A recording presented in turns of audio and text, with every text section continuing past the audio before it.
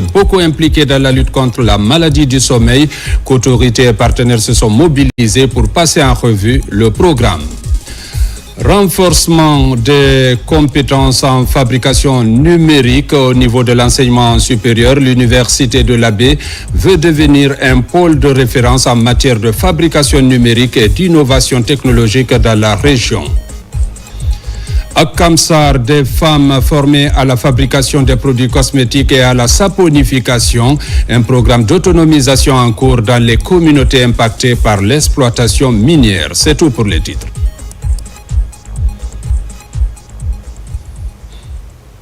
Une fois encore, bonsoir et merci de la fidélité à la télévision nationale. Réintégration de la Guinée au sein des instances communautaires. Le Premier ministre chef du gouvernement, Amadou Riba, a salué cette décision majeure. Il a par la même occasion réaffirmé l'engagement ferme des autorités guinéennes à respecter l'ensemble des mesures et engagements souscrits. Écoutons un extrait de son intervention au micro d'Ousmane Bangoura. C'est une grande joie et une immense satisfaction que nous ayons réussi à organiser le référendum et l'élection présidentielle sanctionnée par l'élection du président de la République, Mamadi Doumbouya. Il a été investi il y a moins de 10 jours et la communauté internationale est en train d'acter cela par des décisions qui permettent à la République de Guinée de récupérer sa place au niveau de l'Union africaine et au niveau de la CEDEAO. De ce point de vue, il faut saluer la résilience et aussi la capacité de mobilisation et toute la dynamique qui a été apportée pour que de manière concertée, ordonnée et efficacement organisée, le retour à l'ordre constitutionnel de notre pays. La Guinée salue ce retour et ce qui est très important, puisque j'ai eu l'occasion d'échanger avec les responsables, le président de la commission de la CEDEAO, M. Touré, qui a été particulièrement impressionné par le chemin que la Guinée a suivi. Et notre pays devient de plus en plus une référence d'une transition. Je ne veux pas dire que tout a été parfait, mais l'exemple de la Guinée, au regard des questionnements, des transitions en Afrique et ailleurs, la Guinée sera présentée comme un modèle dont il faut étudier les réussites pour que d'autres puissent s'en inspirer. Nous avons évolué dans une logique de restauration de l'ordre constitutionnel en mettant les réformes indispensables pour avoir de manière définitive un processus de dévolution du pouvoir de manière stricte, transparente et efficace.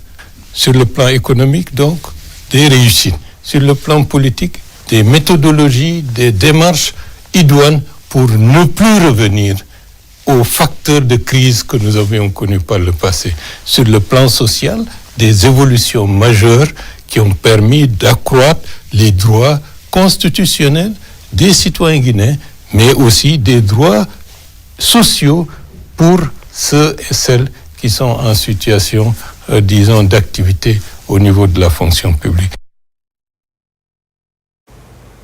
Volet santé, le 30 janvier, l'humanité a célébré la journée mondiale des maladies tropicales négligées.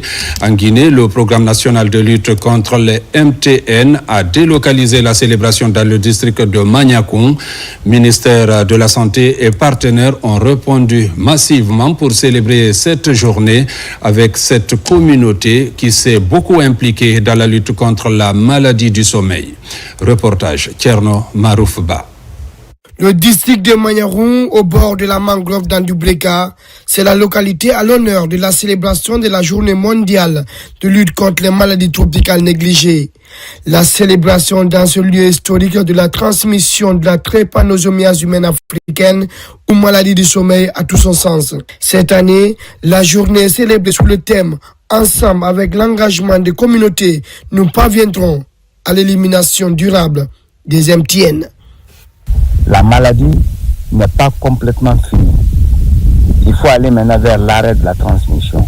Il faut tacler la maladie à ce niveau pour booster hors de notre pays carrément la transmission de la maladie. La population de Magnaroun s'est mise à la disposition des scientifiques, des techniciens du ministère de la Santé pour faire des recherches sur la maladie du sommeil qui a abouti l'année dernière et qui a fait que les Nations Unies ont déclaré que la maladie du sommeil est complètement maîtrisée dans notre pays. Aux côtés du ministère de la Santé, plusieurs partenaires accompagnent la lutte contre ces maladies tropicales négligées. Sur le terrain, la lutte antivectorielle est visible. Dans les foyers de la trypanosomiase humaine africaine, par exemple, plus de 15 000 écrans sont installés pour renforcer la lutte. Ce que vous avez fait ici, c'est une leçon pour le monde entier et c'est pour ça que mes collègues et moi, nous sommes très fiers d'être là ce matin parce que ça prouve que ça va être un travail collectif. En venant sur le site de pose des pièges, en venant sur le site où les malades étaient, où on a attrapé les vecteurs, nous voulons par cela rendre hommage à tous ces gens qui se sont engagés à mener cette lutte pour que ce résultat soit atteint. Cette célébration dans ce district a été aussi un moment de reconnaître l'engagement communautaire. Des distinctions ont été décernées pour encourager les acteurs communautaires dans la croisade contre ces maladies négligées en Guinée. Opération de vaccination également contre la rage du côté de Nzérékoré sous la supervision de la direction préfectorale de l'agriculture et de l'élevage. Les agents vaccinateurs sillonnent les quartiers de la commune urbaine ainsi que les sous-préfectures pour administrer les doses de vaccins aux animaux de compagnie. L'objectif est d'éradiquer complètement cette pathologie d'ici 2030. Lancé Kamisoko.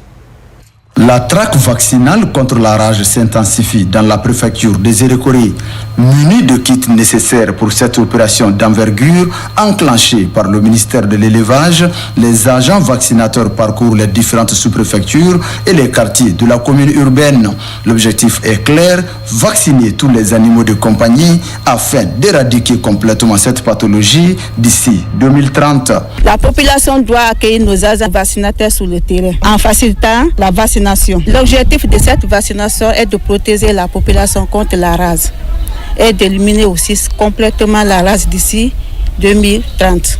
Pour protéger l'homme contre la rage, il faut d'abord soigner l'animal. C'est le cœur du concept Une seule santé. En Nzérékoré, cette approche se matérialise à travers le recul des morsures infectieuses dans la préfecture. Pour les 2 années passées, les morsures quand même s'intensifient, mais lorsqu'il s'agit de la déclaration d'une morsure infectieuse, nous n'avons pas encore rencontré. Donc on comprend qu'à travers la vaccination, ça permet encore de réduire les morsures infectieuses et nous remercions franchement le ministère.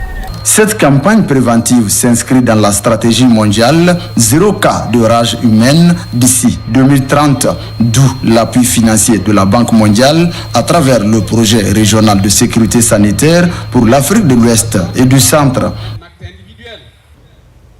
Restons toujours avec le ministère de l'élevage pour parler de la remise du matériel informatique et bureautique à ces 33 directions préfectorales. Cette action s'inscrit dans le cadre de la première composante du projet d'établissement des fondamentaux de la filière avicole en Guinée, FEFAG, qui vise à moderniser et pérenniser le secteur avicole dans le pays. Reportage Noumousso Diakité, Yaya Ansouman Silla. Le ministère de l'élevage renforce les capacités opérationnelles de ces 33 directions préfectorales. Elles viennent d'être dotées de 33 ordinateurs portables et vidéoprojecteurs dans le cadre du projet d'établissement des fondamentaux de la filière avicole en Guinée, PEFAG. Cette initiative, financée par l'Agence française de développement AFD, vise à améliorer les conditions de travail des agents sur le terrain et à renforcer le volet institutionnel du projet. Ces outils vont servir à produire facilement leurs rapports, à tenir leurs ateliers, à tenir des formations qui sont destinées aux éleveurs et aux différentes parties prenantes du développement de l'élevage en Guinée. L'AFD s'investit activement aux côtés de l'État guinéen pour développer la filière avicole et promouvoir l'autosuffisance alimentaire. L'AFD est convaincu que des institutions locales bien équipées et renforcées sont essentielles pour assurer la pérennité et réformes engagées dans le cadre du PEFAG. C'est dans cet esprit de partenariat, de confiance et de responsabilité partagée que cet appui a été conçu. Pour la secrétaire générale du ministère de l'Élevage, une formation adéquate des agents est primordiale pour obtenir des performances au sein du département. Elle appelle à une répartition équitable de ces outils de travail. Un ministère ayant des cadres compétents enregistrera des résultats aussi qui pourront satisfaire le peuple. Ce sont des outils qui vous permettront d'être aptes sur le terrain et que nous permettront au niveau national à prendre des décisions. J'instruis au directeur concerné de veiller à la clé de répartition comme prévu par le projet et le cabinet. Grâce à ces outils technologiques, les cadres des 33 directions préfectorales du ministère de l'Élevage comptent atteindre leurs objectifs et innover dans le secteur avicole. À Cancan, les unions préfectorales de la filière bétail-viande de 4 préfectures viennent de bénéficier d'un appui matériel du gouvernement.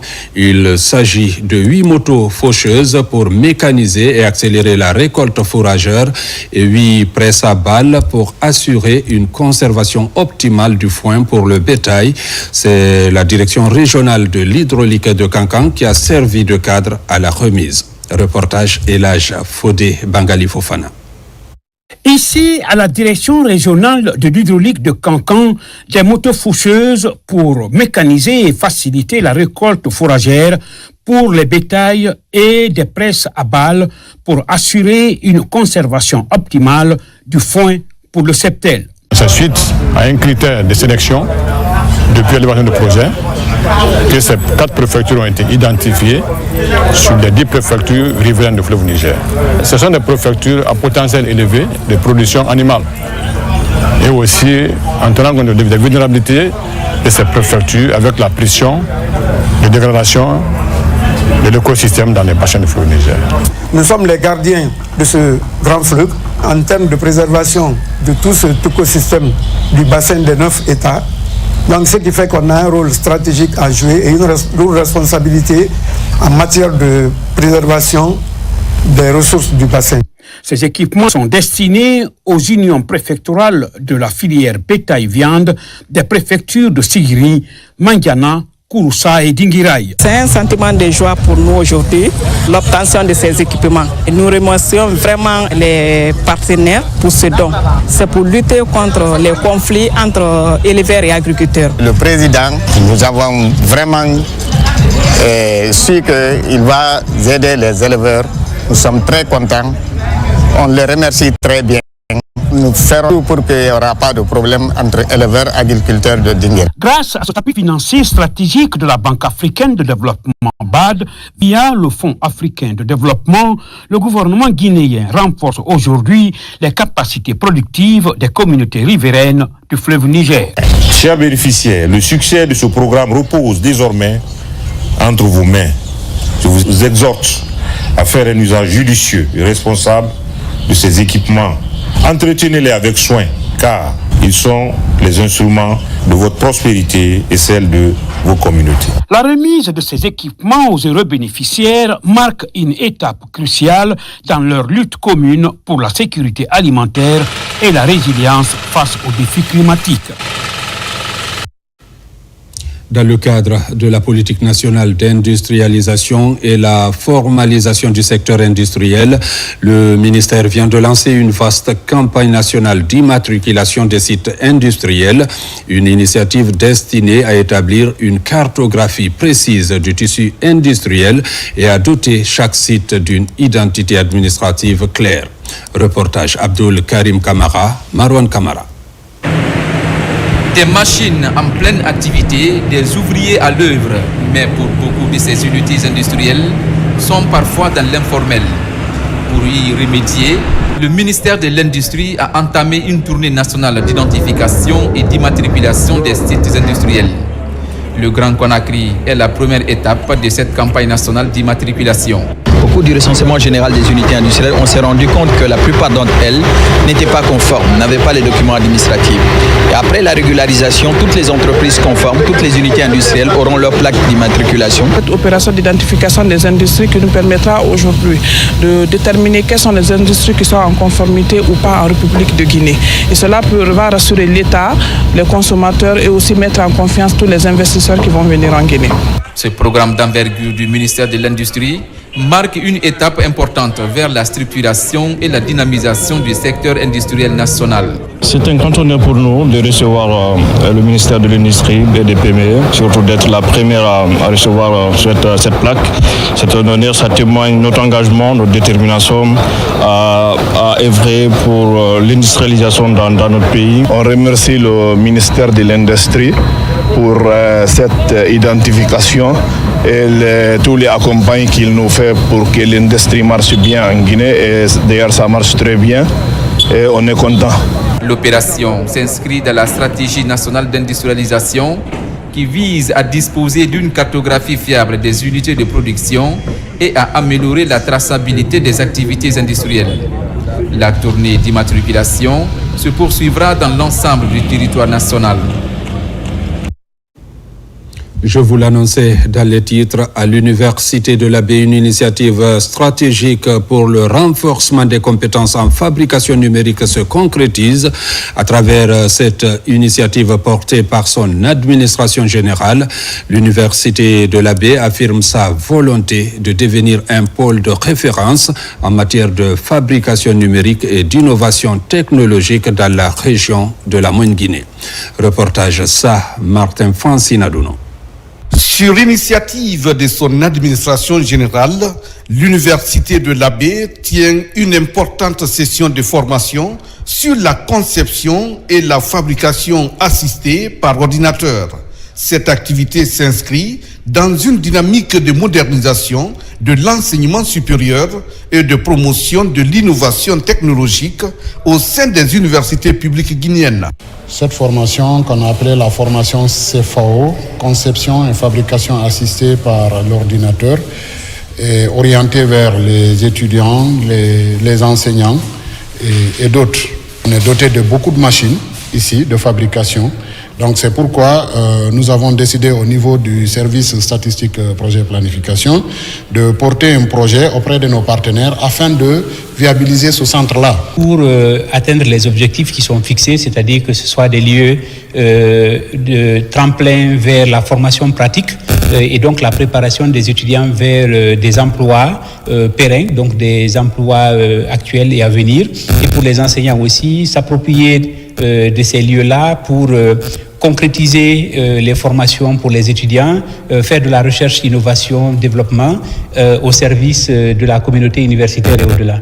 Au total, 25 participants répartis entre étudiants, enseignants-chercheurs et personnel du TechHub de l'Université de l'Abbé ont bénéficié de 3 modules complémentaires, notamment les généralités sur les Fab Labs, les TechHub et les outils de fabrication numérique, l'utilisation et la maintenance des équipements. Une belle initiative, je compte continuer à bâtir cette aventure parce qu'il y a pas mal d'opportunités dedans. Moi, personnellement, j'évolue dans le domaine de la couture depuis quand j'étais petite et je compte continuer à moderniser les choses. C'est un plaisir pour moi. Je suis vraiment content d'avoir suivi une formation en broderie et à travers des experts qui nous ont expliqué comment ça se passe à travers la conception assistée par ordinateur jusqu'à créer nos propres motifs et imprimer cela à travers ces machines de broderie.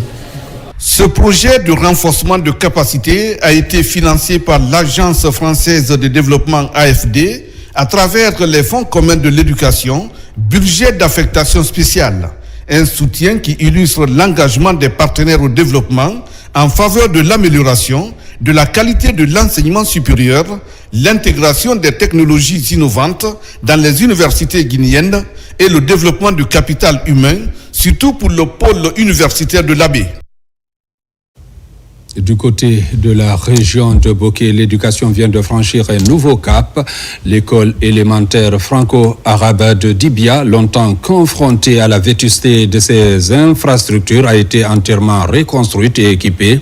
L'ouvrage est l'œuvre de la Fondation Wazni et du groupe UMS en partenariat avec les autorités locales. La cérémonie officielle de remise s'est tenue en présence des responsables administratifs, éducatifs et des populations bénéficiaires. Reportage Mamadi Ternakamisoko. À Dibia, dans la commune urbaine de Bokeh, c'est un jour historique pour les élèves, enseignants et parents.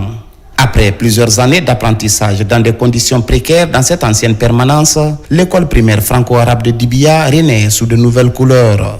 Reconstruite et entièrement équipée par la Fondation Wazni et le groupe UMS, la nouvelle infrastructure comprend 4 salles de classe modernes, un bloc administratif, une cantine scolaire, des latrines fonctionnelles, un système d'accès à l'eau potable ainsi qu'une clôture sécurisée. Je tiens à exprimer ma profonde gratitude à l'entreprise IMS et à la Fondation Fadi Wazni, non seulement pour la présente action, mais aussi pour toutes les écoles et établissements rénovés et équipés à Bokeh. Des actions hautement citoyennes. Ce nouveau bijou que nous remettons officiellement aujourd'hui n'est pas qu'un bâtiment. C'est un temple du savoir situé sur un site sécurisé et garanti aux enfants de Dibia. Un environnement scolaire digne et conforme aux normes. Je lance donc un appel solennel aux chers enseignants. Vous êtes les gardiens de ce temple. Vous disposez désormais d'un outil à la hauteur de votre noble mission. Cette initiative s'inscrit dans un vaste programme de rénovation des infrastructures scolaires en réponse aux besoins urgents signalés par les autorités éducatives locales. Pour le groupe UMS, l'éducation reste un levier essentiel du développement communautaire et de la stabilité sociale. Là où se situait l'ancienne école était dans une situation d'insécurité notoire. Mais aujourd'hui, avec l'appui des autorités religieuses éducatives, préfectorales, nous avons eu un domaine sécurisé ayant toutes les garanties domaniales où on a bâti une école de 4 salles, une cantine, une latrine et un forage. Cette école franco-arabe ouvre ainsi ses services aux enfants de Dibia. La cérémonie de remise de l'infrastructure a pris fin par la lecture du Saint-Coran dans une parfaite harmonie et de convivialité. C'est parti ce samedi pour la 3e édition du concours national de dictée PGL. Paul Gérin-Lajoie, la 35e au niveau international. Cette phase communale et régionale regroupe toutes les régions administratives de la Guinée. Objectif, faire la promotion de la langue française, mais aussi améliorer le niveau en écriture. Explication, Abdul Aziz Baldé. Petit à petit, le concours de dictée PGL prend forme en Guinée et attire beaucoup d'élèves et parents d'élèves. Pour cette phase communale et régionale, plus de 200 000 élèves sont évalués en dictée à travers le pays. Le but de ce concours est de renforcer l'apprentissage en lecture et en écriture. Pour qu'un enfant puisse bien écrire, il faut qu'il parvienne à bien lire. Et il faut qu'il aime la lecture, qu'il remplace le téléphone par le livre, qu'il remplace la télé par le livre. Le concours de dictée PGL, Paul Gérin-Lajoie, est à sa 3e édition en Guinée. Cette évaluation concerne les élèves de la 5e et de la 6e année. Au choix des candidats, en passant par les correcteurs jusqu'à la proclamation des résultats, ici, rien n'échappe au porteur du projet pour une question de transparence. Et l'année dernière, la Guinée était championne internationale de la dictée et avec la 3e place. Donc cette année, on est autour de 215 000 élèves qui participent au niveau de toute la Guinée. Donc on ne peut être fier parce que c'est une activité qui réunit tous les acteurs de l'éducation et qui pousse chacun à se remettre en cause et à travailler et à pousser son élève à écrire très bien. Cette première étape vise à sélectionner 71 meilleurs élèves pour la phase nationale prévue le 15 février ici à Conakry. 2 élèves seront retenus pour le concours international prévu à Montréal au Canada au mois de mai prochain. Ici dans la commune de Matoto, c'est Aïcha Keita, 11 ans, qui est arrivée première avec 5 fautes. Je ne croyais vraiment pas que j'allais devenir première parce que c'était un vrai honneur. Non seulement pour moi, mais aussi pour ma maman aussi. même pour toute notre famille. Déjà aussi, d'être premier de la commune, c'est aussi un honneur pour l'école. C'est une initiative à encourager parce que ça permet aux enfants de faire la compétition. Ça pousse les enfants à la lecture personnelle, à la recherche personnelle. Ce projet de concours de dictée PGL est porté par l'Association guinéenne des écoles privées, une structure qui soutient le mérite et l'éducation de base à travers des concours scolaires. Autonomisation des femmes, partons à Kamsar où une vingtaine de femmes viennent de renforcer leurs capacités en fabrication de produits cosmétiques et à la saponification, une initiative de la société SD Mining qui vise à promouvoir l'indépendance économique féminine de ces femmes issues des localités impactées par les activités minières. Reportage Marwan Kamara. Pendant 6 jours, les femmes venues des différentes localités de la sous-préfecture de Kamsar ont appris, expérimenté et surtout acquis un nouveau savoir-faire. Ces femmes leaders issues des localités impactées par les activités de la société SD Mining ont pris part à une formation intensive en saponification ainsi qu'en fabrication de crèmes pour la peau et d'huile pour les cheveux. Je vais remercier les autorités et remercier SD Mining pour le soutien et surtout aussi les encourager à soutenir de plus ces femmes, à les aider à continuer. Initiée par la société SD Mining, cette formation a pour objectif d'offrir aux bénéficiaires des compétences pratiques leur permettant de développer des activités génératrices de revenus, ainsi renforcer leur autonomie financière. Ces femmes n'ont pas la chance de bénéficier des mêmes avantages que les hommes, c'est-à-dire à travailler sur les sites miniers, d'où cette idée à transformer ces femmes afin qu'elles puissent se prendre en charge, afin qu'elles puissent prendre les différents foyers en charge. Ils ont créé la formation à nos mamans, à nos sœurs.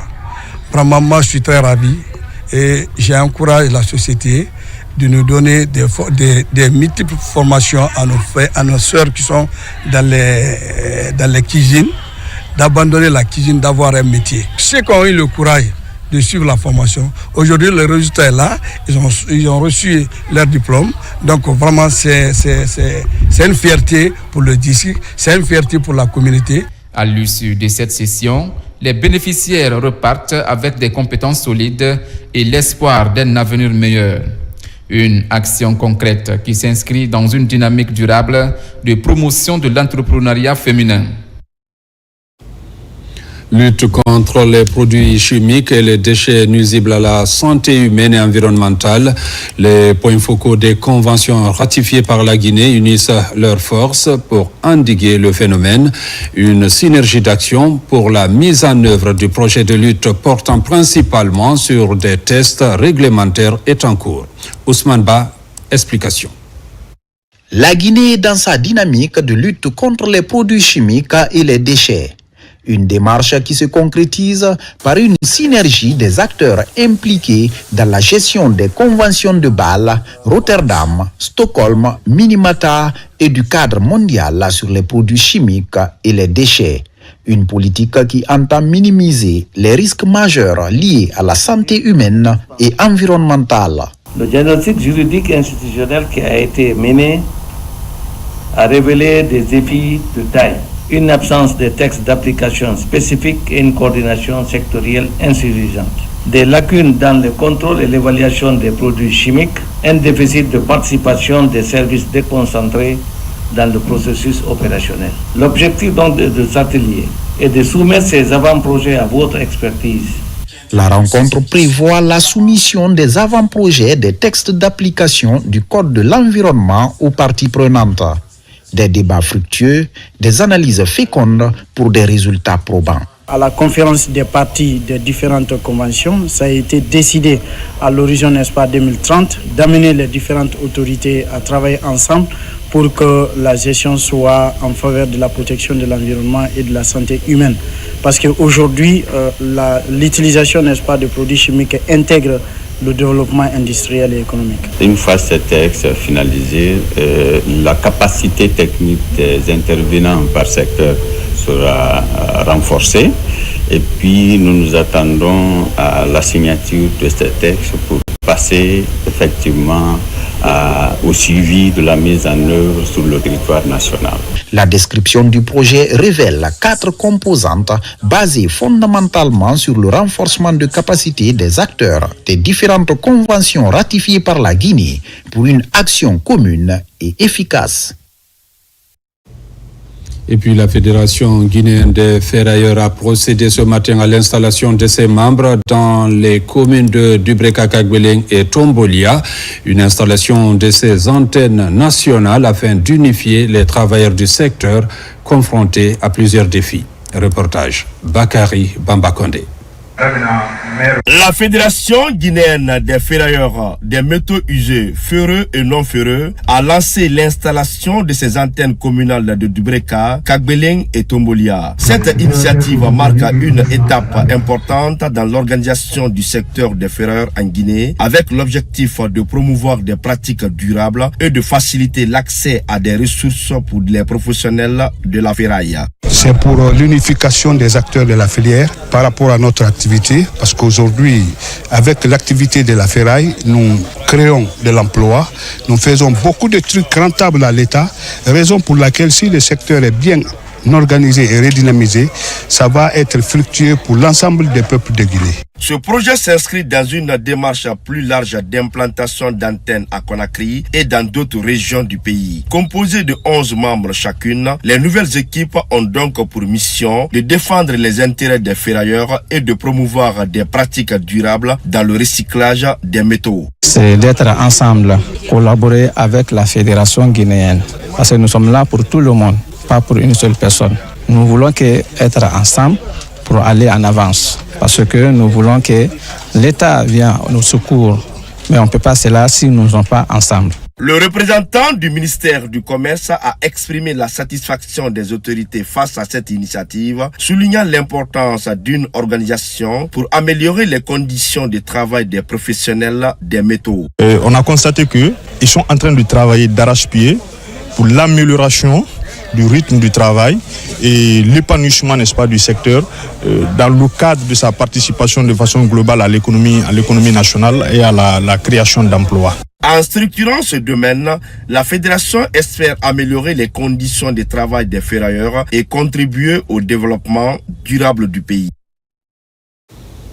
À Dubreka, une plantation de manguiers de plus de 10 hectares est ravagée par un incendie d'origine inconnue dans la sous-préfecture de Horira.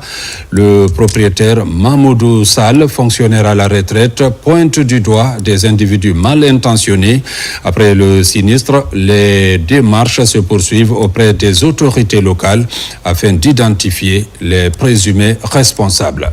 Plus de détails avec Nabila Kamara. Âgé de 90 ans, Mamadou Sall, fonctionnaire à la retraite et handicapé des jambes, est l'une des victimes d'un incendie d'origine inconnue survenu dans sa plantation de mangue à Horira, dans la préfecture de Dubreka. Sur les lieux, le propriétaire pointe du doigt des individus mal intentionnés, soupçonnés d'être à l'origine du sinistre. Là, je me prélève, la main-d'œuvre ne sent plus. Je continue à entretenir la plantation. Okay. Malheureusement, les gens mal intentionnés, mais j'essaie de me décourager. Il faut même une plainte contre X.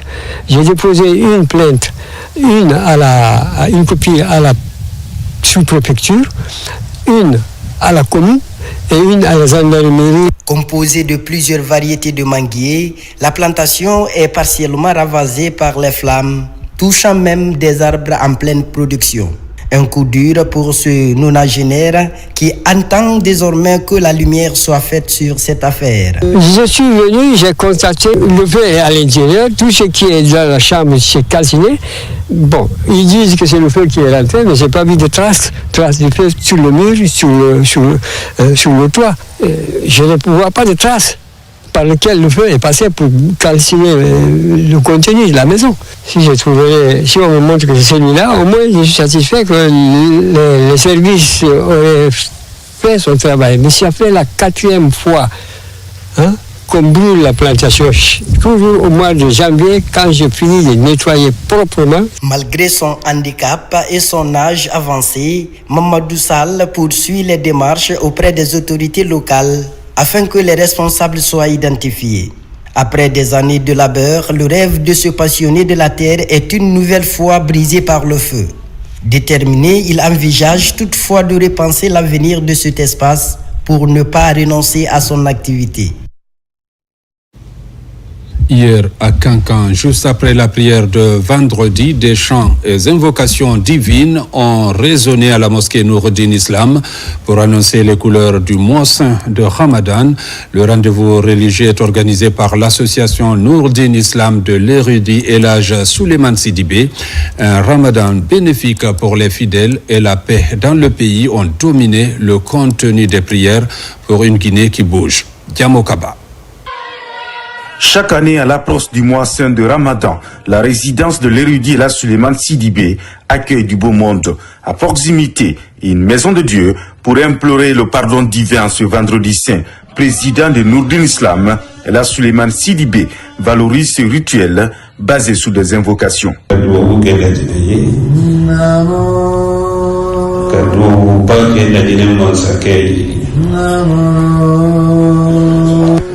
Les invocations formulées vont à l'endroit du Tout-Puissant afin qu'il accorde plus de force à celui qui rêve à tout moment un acteur de paix, le président de la République, Mamadi Doumbouya.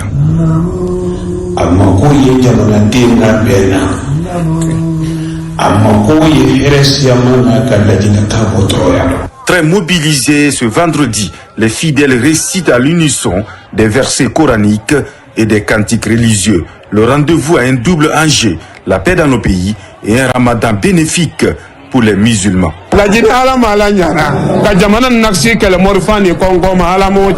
Cette action collective de grâce spirituelle est initiée également pour démontrer l'aspect de la tolérance comme une valeur intégrée. Nos motivations s'inspirent de l'esprit patriotique du président de la République Mamadi Doumbouya, qui milite pour le renforcement du tissu social dans une Guinée unie et prospère. La mobilisation annonce les couleurs de la dernière étape des journées de bénédiction prévues ce lundi 2 février 2026 dans le district de Gansoumana, situé à une trentaine de kilomètres de Cancan. Là-bas également des prières pour la prospérité du pays et l'union sacrée de tous les Guinéens seront reformulées. Le pardon et le vivre ensemble, des engagements sans cesse soigneusement entretenus par l'érudit Elhadj Souleymane Sidibé pour renforcer la paix à travers tout le pays. Sport football avec le lancement du championnat national deuxième division. 53 équipes participent à la compétition organisée par la Ligue guinéenne de football amateur. Reportage Ibrahima Oulin Fofana. Au cœur de la ville de Kissikaba Keita, le stade préfectural Jean-Guibril Leno abrite le premier match de la première journée du championnat national de la division nationale 2. Ici, le Nyandam Football Club de Kissidougou à maillot blanc est opposé aux Lions indoptables de Youmou. Une rencontre qui a mobilisé autorités préfecturales et responsables de la Ligue. Le choix de notre préfecture Kissidougou pour abriter ce championnat est une marque de confiance et de considération envers notre préfecture, notre jeunesse et notre population. Il témoigne de l'importance que les autorités sportives nationales accordent à la promotion du football à l'intérieur du pays et à la valorisation des talents locaux. Les deux premiers de chaque poule montent en National 2. Troisième et quatrième vont jouer la National 3 la saison prochaine. La dernière équipe va descendre pour la Ligue régionale. À Kissidougou, ce premier match de la première journée a été emporté par le Nyandam Football Club qui s'est imposé sur le score de 2-0. Un football à la base qui devra être le socle de football national, une ambition du président de la Ligue guinéenne de football amateur. Cela représente une parfaite reprise du Nyandam Football Club qui réside à Conakry depuis un moment. Et on a mûri ensemble de retourner l'équipe juste pour distraire le grand public qui est derrière cette équipe. La première journée, c'est 2-0, ça nous ravit à plus d'un titre. On peut se rattraper, mais on mérite mieux que ça. C'est la meilleure équipe qui a perdu ce soir. Voyez nos façons de jouer. Toi-même, tu vois. Si c'est le fond, l'utilisation du ballon, le jeu, c'est là. Démarré ce samedi, ici à Kissidougou, cette compétition devra se poursuivre jusqu'au 9 février pour le choix du meilleur de la région. Mesdames, Messieurs, c'est la fin de cette édition. Merci à vous qui nous suivez du côté de Pita, comme partout ailleurs dans le monde. Bonne suite de programmes sur la télévision nationale.